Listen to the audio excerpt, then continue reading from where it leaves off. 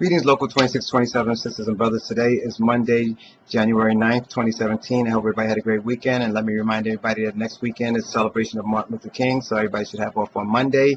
Remember, Martin Luther King was assassinated while he was out demonstrating for unions, sanitation unions. And there's a big message that he gave. I mean, everybody should have rights, you know. And right now we have a president-elect who said negative things about us before he got elected, and he's still saying negative things. And right now there's still a push for right-to-work states. 31 of the states are right-to-work states, you know, where union members do not have to pay dues unless they want to. And in these states where this is true, members stop paying dues. Now, if you don't pay dues, who's going to fund your contract negotiations? Who's going to fund your lobbying? Where's your council reps going to come from? Where's the people in the building that who provide services to you, to the union? They won't exist because there's no way to pay them. I mean, we need to lobby politicians to get politicians to create legislation or protect legislation that's pro-union. And if we don't have the money to do this, we're screwed. And that's the reason why they decided to train states into right-to-work states, because if you figure that if they can bankrupt the unions, then they can eventually get rid of unions. Now, remember, we're down to less than 12%. It's participation in unions now, and it hasn't been this low since the early 1900s. So keep this in mind. It's very important. And speaking about that, we have Saturday Saturday shop steward training coming again this February, 3 sessions. And you need to sign up for it. You don't have to be a shop steward to sign up for it. You don't have to be a shop steward to participate. But this way you'll know about your contract. You know what your rights are. You'll be able to know what management can do to you and what they can't do to you. This is important. You need to understand what's going on. You need to get involved. And this is one of the first steps to getting involved, is to understand what's going on. When you don't understand what's going on, when your rights are being violated, I don't care if it's your, I don't know, it could be anything. Not getting paid for overtime, not getting paid for standby time, getting called on the weekend when you're off. I mean, things like that. They can't do this. And if they do this, they have to pay you. I mean, but there's little details, there's little nuances of the contract that you're not going to find out about unless you read the contract, unless you have somebody pointing you in the right direction. And this right direction is coming from shop steward training. There's an exam coming up for school computer service tech specialists. These are the school-based technicians. Now, it's an open competitive exam, which means that anybody on the planet can take this exam.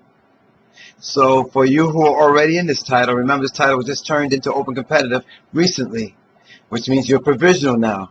Now, that title is not yours. The only way to become a permanent city servant is that you have to take an exam and be called from a civil service list. Since it's an open competitive exam, everybody else out there on the planet Earth is your competition.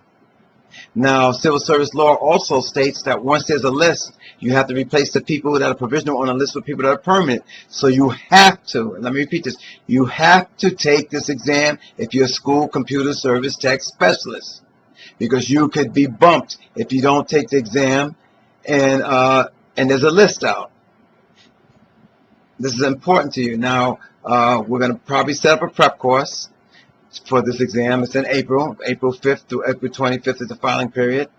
And as soon as we find out exactly what's going to go on, it's probably going to be an education experience, what they call the E&E exam, because since every school has different things, software and hardware that they use, there's no way they can make one exam that everybody can pass. So there's going to most likely be education experience, how much time you have doing this, what's your certifications, things like that. But again, it's open competitive, which means anybody can take this exam, and everybody is your competition. So you have to take this exam. If you need any information on it, call DCAS. Any information that I have on it, I will let you know as it comes. The last thing I want to talk to you about is, we just had the holiday season, whether you celebrated Hanukkah or Christmas or Kwanzaa or the New Year's. You did a lot of partying. You might have got involved in things, drunken driving or something like that. You have to let your agency know that you had this issue. Don't let the police department notify the agency that you were arrested or something like that, taken off the street. because then you have a problem. They will bring you up on charges.